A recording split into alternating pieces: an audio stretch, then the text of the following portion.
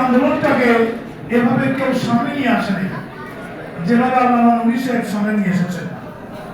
এটা একটা সামাজিক আন্দোলন এবং যে বিষয়গুলো সমাজে, যে কুসংস্কারগুলো সমাজে প্রতিষ্ঠিত হয়ে যায়, এগুলোকে সমাজ থেকে উৎখাত করা এটা চ্যালেঞ্জের ব্যাপার, এটা অনেক কঠিন ব্যাপার, কিন্তু আমাদেরকে চেষ্টা করতে হবে।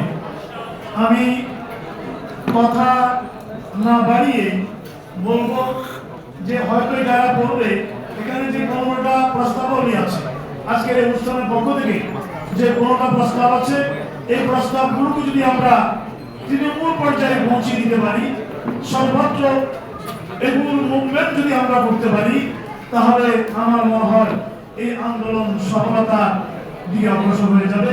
আমি সকলকে ধন্যবাদ জানিয়ে, বিশেষ করে মহতরম মুফতি সাহেবকে ধন্যবাদ জানিয়ে, এবং আমরা সবাই এই আন্দোলনের সাথে আছি এটা বলে এবং সঙ্গে রেডি আছে, সময়ের দিকে আমি লক্ষ্য রেখে আমার একেবারেই সংক্ষিপ্ত কথা শেষ করছি। আসসালামু আলাইকুম ওয়া রাহমাতুল্লাহ।